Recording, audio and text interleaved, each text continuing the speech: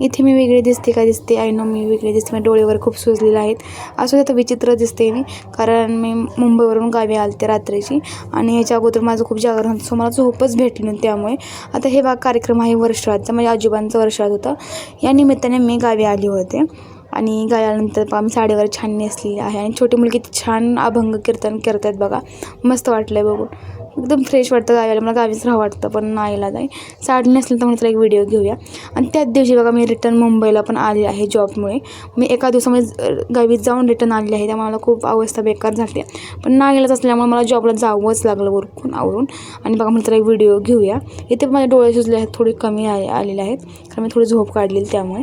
तर जॉबवरून आल्यानंतर मला आठवलं, अरे मी आंब्याची पानं आणली नाहीत, कारण सुरेश होता गुरुवार. सो म्हणलं चला आंब्याची पानं आणूया. मग जॉबवरून आल्यानंतर रिटर्न मला आंब्याची पानं आणायला जायला लागलं. सो कंटाळा खूप येतो यार सिरियसली, बट नाईलाज होता, देवासाठी तेवढं केलं पाहिजे. तर बघा मी आंब्याची पानं आणायला चाललेली आहे. आणि आंब्याची पानं इतकी महाग आहेत ना, गावी फुकट असतं आपल्याकडे, पण इथे 40-50 रुपयाला एवढीशी घेतलेली आहेत मी आंब्याची पानं. असं देवासाठी एवढं केलं पाहिजे. हा ना, इथं खूप महाग आहेत. असा होता दिवस. बघू नेक्स्ट ब्लॉगमध्ये काय होतं ते. बाय गायज, भेटून नेक्स्ट ब्लॉगमध्ये. बाय.